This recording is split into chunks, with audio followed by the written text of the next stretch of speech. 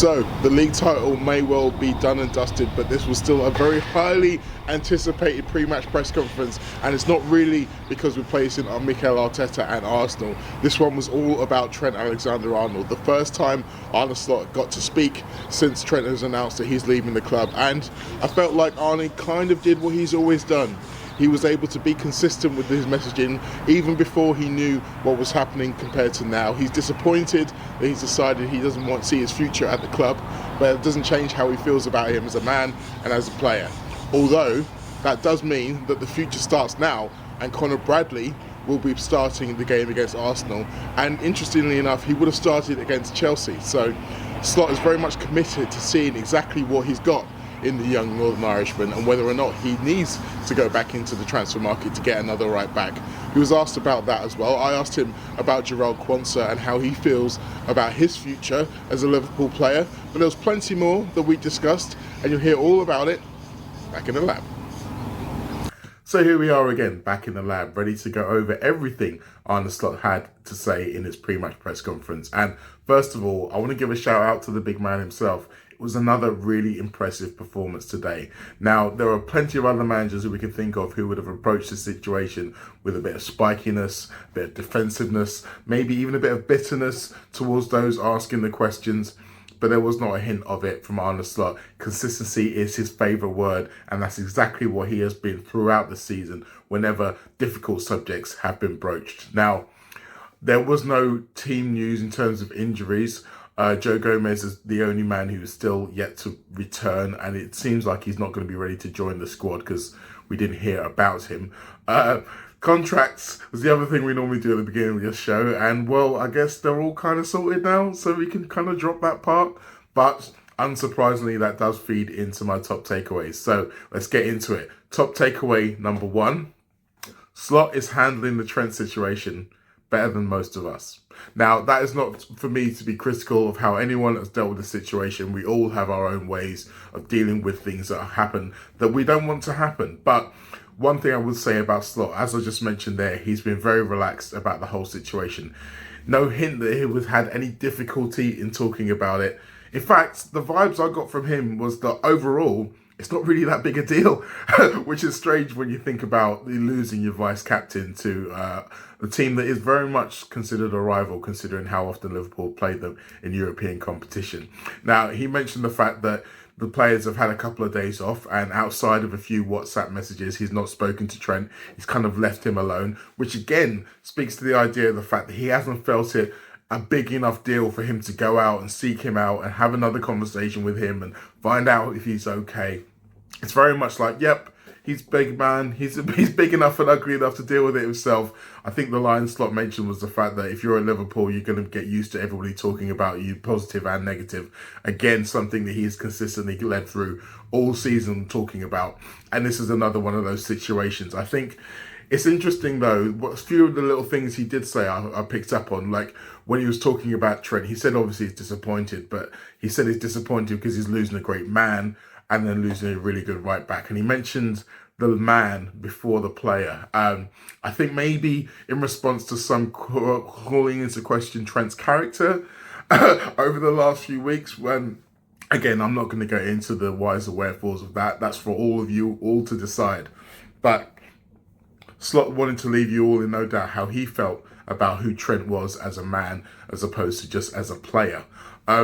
He often said that he doesn't really pay attention to the online chatter and all of that kind of stuff, but still, he was able to counteract it perfectly. Now, he mentioned that he was not here to tell supporters how to feel, which again is something that has been going on a lot over the course of the online discourse, but he was not here to do that. He said supporters can feel how they feel, they can express it how they want to express it, but what he does hope is the same thing that Trent hopes, which is that this situation doesn't become a distraction for the overall situation. I think that's something that's really important for all of us to remember. You can feel how you want to feel about this one particular situation, but that should not overshadow the greater achievements of what this man and this squad have done. And when I say this man, I mean Slot. What this squad have done in winning the league championship. So however much you might not want to see him there on the lap of honour or on the parade or any of those things, just park it let it happen in your mind and be like, "Urgh." But let's not forget, we are here to celebrate what a fantastic achievement this team have put together over the last 12 months. And that should be the most important thing. Thinking about the future, rather thinking about what's happened in the immediate present or in the past. Now, Slot was not going to go into all of the stuff regarding whether he's going to be leaving to go early to play in the Club World Cup. It was a really funny moment where he was like, "Oh, so you know where he's going then?" And then about 30 seconds later, he said, "Yes, we all know where he's going." So, yeah, it's almost like he's being coy up to a point, but the reality is he knows what's up, which I thought was quite funny.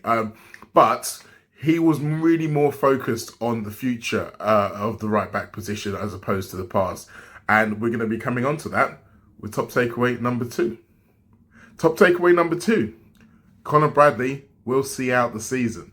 Now, Bradley is no doubt the future of the position. I think we can all agree on that. And that future starts here, as I said.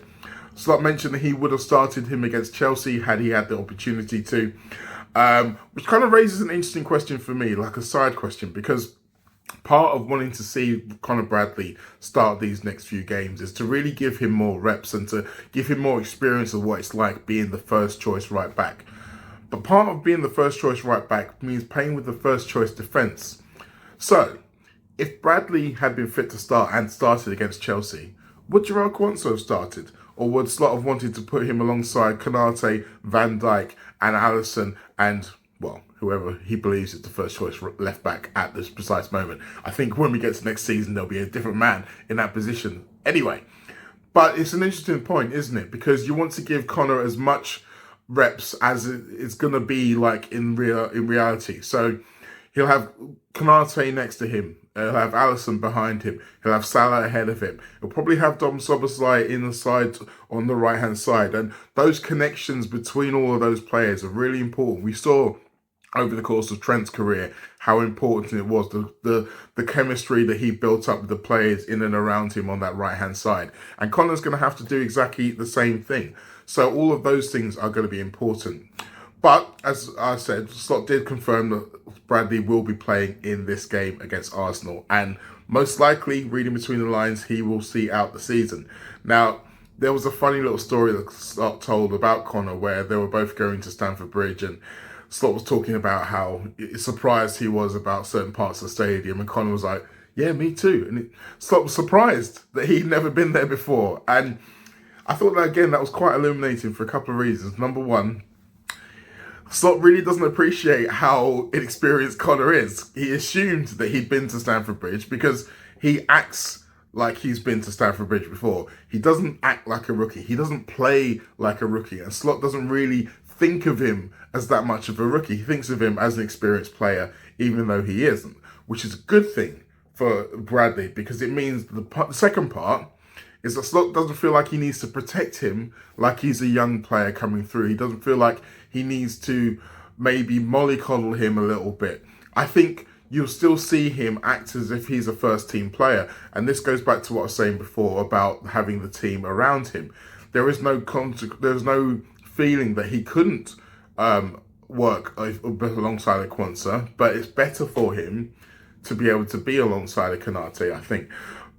But reality is that fitness will be the biggest thing that determines how many minutes he plays, particularly over the next 3 games and probably beyond as well. I mean, the next step for him, as Slot mentioned once again, consistent availability. Now, that's probably been his biggest downfall right now, the ability to remain on the pitch, remain fit and firing. And he is a young man. His body will start to develop over time, and hopefully, as he gets stronger with every pre-season, he'll be able to stand up to the demands that required of being a Liverpool first choice right back. Because let's not forget, if you are the first choice right back, as it stands at the moment, you're playing 35 at least out of 38 Premier League games. You're playing, I want to say, in a conservative estimate, 12 Champions League games. That's if Liverpool gets to the quarterfinals. The domestic cups is a different kettle of fish. If Liverpool get to the latter stages of either of those, then you'd expect the first choice right back to play. But that's already nearly 50 games of football. And is he robust enough as yet to play 50 games of football? I think that's really the only question mark against Connor. I don't think anyone has any question marks about his quality or his ability to adapt, because every challenge he has had, he's met it very, very quickly. He's adapted very, very quickly. That's not to say that he's not going to have bad days or bad games. I think he will still have bad days and bad games. He's a young player, but I do think that he's able to ride those situations to the point where he can continue to develop and not get bogged down within it. But he's got to prove he can be fit enough. And the reason Bradley's fitness is so important is because of top takeaway number 3. Slot remains coy on whether he's going to be signing another right back.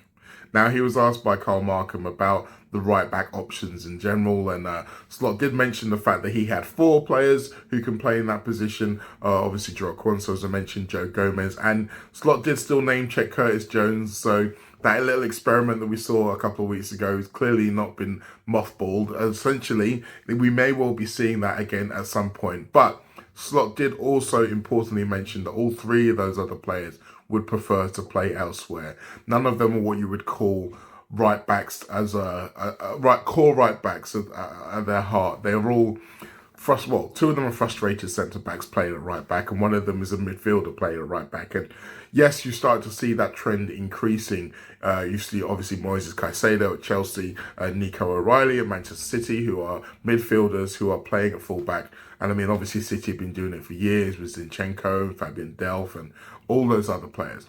But the reality is that right back is still one of those positions where if you have those instincts, if you've been playing there week in, week out for years, then it really does help you. And you notice the difference between when Bradley was playing and when Trent Alexander-Arnold was playing compared to one of those mixed and match players. And I think we have to focus as well on the potential of those players to still be around in the coming years, because Joe Gomez, obviously availability is something that's been thrown at him a lot of time, but again, he's one of those who every summer the feeling is that maybe he might move on.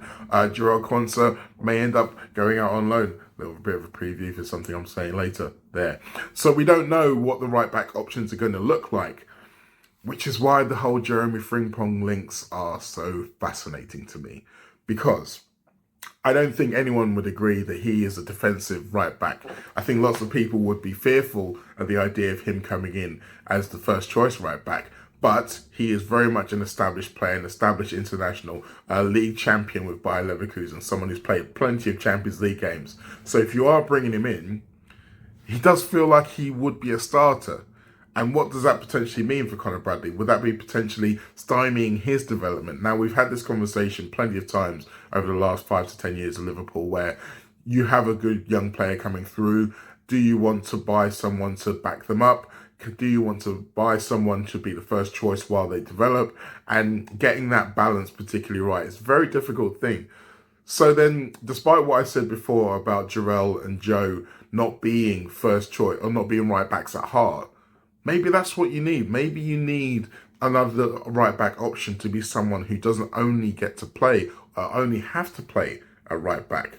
Obviously, Jeremy Frimpong can play in different positions on the pitch. I just looked into it. He did actually play at left back in the youth team at Manchester City, but that was obviously a long time ago, and youth team football is very different from playing at a high level for Liverpool. But the main other position for Frimpong is right wing. And oh yes, we already have one of those as well. His name is Mo Salah, and he's very good. And he's going to be expecting to play every week as well. So, if we are looking to buy Jeremy Frimpong, I'd be fascinated to find out exactly where he is expecting to play. But we will have to wait and see on that. Slot did not go into much detail. He did the things that he normally did. He said, I'm not going to talk about who our transfer targets are, which is smart, by the way. Just in a little aside, I need to mention this because I've seen quite a few comments online talking about why Slot doesn't say who he wants and why Liverpool aren't more open about their transfer targets. Guys, have you ever heard of negotiation tactics? Why would they be public about who they want, who they don't want? That's not going to help them in any way, shape or form. The best way for Liverpool to do transfer business is for none of us to know about it, and then suddenly there'll be an unveiling. Ta-da! in a similar, I always think of Fabinho as being the perfect example of this. On the way home from a disappointing result in the Champions League final, suddenly we've signed a player. What? We've signed a player? Who? Hey? That's the best way to do it. So your desire to know about absolutely everything at every step of the way may be one thing, but it's counterproductive. So let's just park that, shall we? Thank you. Now, as I mentioned before, I asked Arne Slot about Jarell Quansah. In fact, technically I asked him 2 questions about Jarell Quansah, and here they are. Hi Arne, I wanted to ask you a little bit more about Jarell. Sunday was only his second start of the season in the league at centre-back, and there's been a lot more focus post-match on the mistake he made for the penalty as opposed to a lot of the good work he did in that game. And it's not the first time this season that the mistake he's made has overshadowed some of the good work earlier in the game. Does that really illustrate how difficult and how rare it is for a young player to come through at centre-back at such a big club like Liverpool? No, I like it that you are mentioning that he played a good game, because I completely agree on that. He played a really good game. I think maybe the last step he has to make, and he already made that, but then on consistently level, is not to be involved in that moment, what happened in the last minute, because he has all the qualities, and he's already shown that to me, but I think also to you, to play for this club. But the biggest part of us winning the league is, of course, consistency, and that is the most difficult part for a younger player to get in his to get that as well. Some of them, like Lamine Yamal, it's not a really big problem for him to find consistency in it, but yeah, that is. But Jarell has done. I think he developed really well throughout the whole season, and the next step is for him. Not to be involved in a moment like this in the last minutes, which had no impact on the result. But it would have been nice for him if it wouldn't have happened, because then probably everyone would have been much more positive about his performance. But Jarell is fast, he's strong, he's comfortable on the ball. He has every ingredient a centre-back for this club should have. And now the last part should be consistency in his performances. Is that really hard as well? Because obviously the one thing he probably needs is the hardest thing to give him, which is consistent game time. Because obviously we've got Virgil, we've got Canate already at the club, and obviously you mentioned Joe Gomez when he gets back from fitness. He's going to be in the mix as well. Yeah, that's why it's so hard to play for Liverpool. For everyone, not only for a player that comes from the academy, but also the players we bring in. To play in this team, you need to be really, really, really good, and he is competitive to the other ones, but he was maybe a bit unlucky that the other ones stayed fit throughout the whole season, and they had so much consistency in their levels, and Jarell has had consistency as well. But one moment can change the perception of a game, but one moment can also lead to us losing or winning a game of football. One moment he had the ball at the post against Paris Saint-Germain, I think 10 minutes before the end. So these small details can make a big difference in a season, and that's why, to play at Liverpool, to play at Arsenal, to play at Paris Saint-Germain, you need to do so many things well at the highest level. But the moment you do so, he can play here for so many years to come. Now, the reason I felt the need to ask about Jarell, because of all of the fringe players who played in the game against Chelsea, I think it's fair to say, outside of Endo, not a lot of them really did a massive amount for their case. But Jarell was the one who seemed to get the most criticism. Obviously, there's the tackle he makes, which concedes the penalty, but I saw a lot of people actually holding the own goal against him, even though Virgil was the one who basically boots the ball at him, and people kind of connecting it with other own goals he scored this season, which again, by the way, can I just point out, the one at West Ham was also booted against him from a set piece. But then kind of remembering the mistakes he's made against Brighton, against Southampton, the one against Manchester United last year. And yes, I do think it's fair to say that he has made mistakes, but what I do think as well, and this was kind of one of the points I was making, when you are playing as a centre-back, all of your mistakes are massively highlighted, and you get into a situation where the mistakes become more memorable than the good moments. And there was plenty of good moments in that game against Chelsea. I'm not someone who puts together these YouTube compilations, but if I was so inclined and I wanted to put together a compilation of lots of good things that Jarell Quansah did against Chelsea, then I could, because there were evidence of plenty of good things. Now, Slot agreed with me on that. Obviously, he's preferred me to say nice things about his player rather than dig them out. But he does believe that Quansah had a good game and that it was a shame it was overshadowed by that final moment. Now, listening to Slot, he does really truly believe that Quansah has the abilities, has the qualities that he's looking for in a centre-back. He listed them off. He said he's fast, he's quick, he's comfortable on the ball. These are the most important things. We know that he's good in the air. His aerial duel numbers are great. If you put those four things together, that's really what you're looking for from a Liverpool centre-half. But Slot did also acknowledge that that mistake was something that coloured the perception of his game, and that is something that he's going to have to avoid. He's going to have to stop being at the scene of those crimes. But it's difficult. It really is difficult, because I think we forget how difficult it is for a young player to be able to learn in such a high spotlight. Now, Slot referenced Lamine Yamal, and while there was some criticism of Yamal in the game against Inter for taking that shot late on that hit the post, but that's because the Inter then got the ball back and then went out the other end and scored their equaliser, rather than him kind of dribbling it into the corner as like a gnarled veteran would do. But the reality is, no one is saying that he shouldn't be playing because of those mistakes. Most of the mistakes you make when you're a right winger, and he does make a lot of mistakes in the game because he's still young, aren't going to be punished, aren't even going to be remembered, because there's still like 3/4 of a pitch to go before you can see the goal. That's not really going to be the same situation for a centre-back. When you're a centre-back, it's very much like a goalkeeper. When you make a mistake, they're pretty much through on goal, or there's at least going to be a shot or a dangerous situation. So those are the things that become more memorable. I mean, the Manchester United one is a really good example, because you can think about it and say, well, that situation, it was a sloppy pass he played across his across the pitch that was intercepted by Bruno Fernandes. But there's still a long way between making that sloppy pass and Bruno Fernandes chipping the goalkeeper from 55 yards. Like, that's what makes it memorable, not the fact that he made a really bad mistake. It was the kind of mistake that every player makes hundreds of times across a game of football, where they'll play a square pass and it'll get intercepted. But this time you remembered it because it led to a goal. And that's the thing about centre-backs.